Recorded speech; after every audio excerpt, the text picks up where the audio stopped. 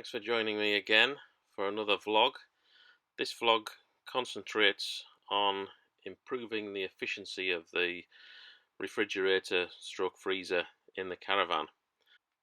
The refrigerator has two vents that vent out the side of the Caravan, and it basically uses the bottom vent to allow ambient air from outside to enter the cavity behind the condenser, and then allows air as it heats up, taking heat from the coils, to go up the void and out of the top grill.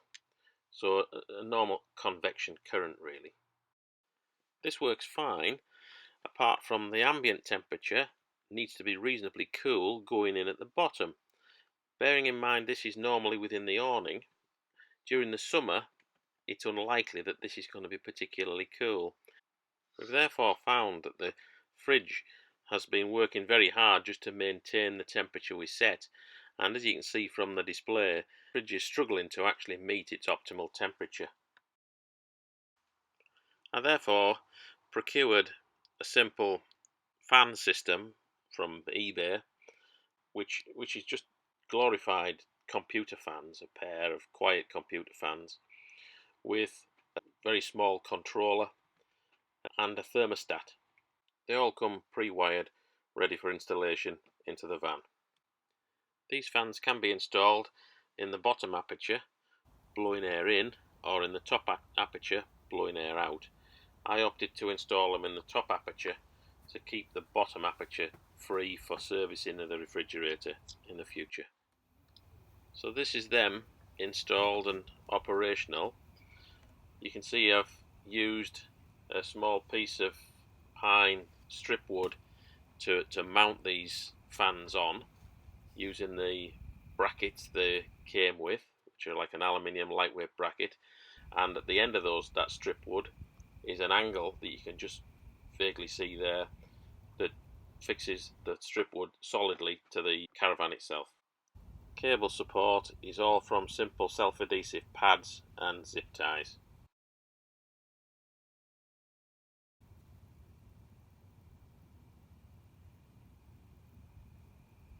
I made my cable entry just under the heat deflector into the space above the fridge freezer.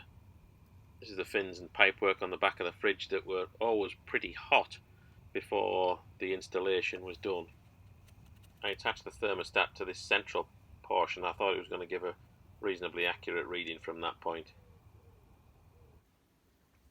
For the power supply, I came off the back of the auxiliary socket near the door.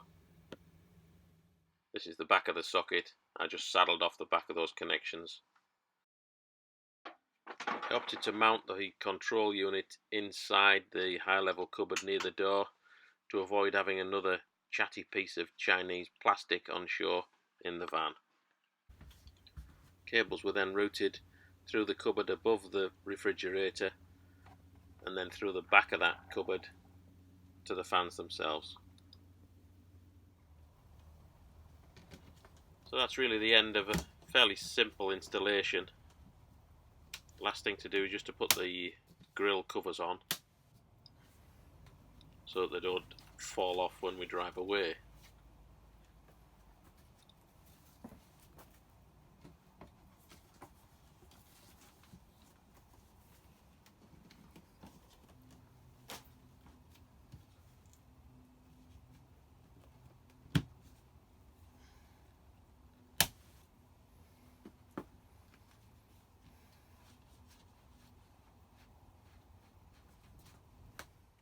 Before the fans were installed and switched on, this was the sort of reading the Swift command control panel was saying.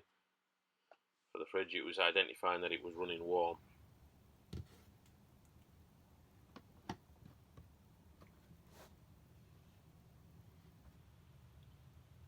When you first turn the panel on, it goes straight onto manual mode where you've got 6 different speed settings, or you can switch it over onto auto where the panel itself will decide what speed it needs to be to deal with the temperature that's measuring at the back of the refrigerator.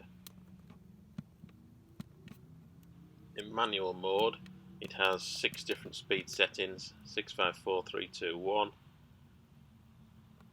Although I tend to keep it in auto mode, apart from when it's reasonably cold outside and I turn it off altogether. So that's about it. Thanks for tuning in. I'll leave you with this satisfying picture showing the fridge at optimal temperature on quite a warm day.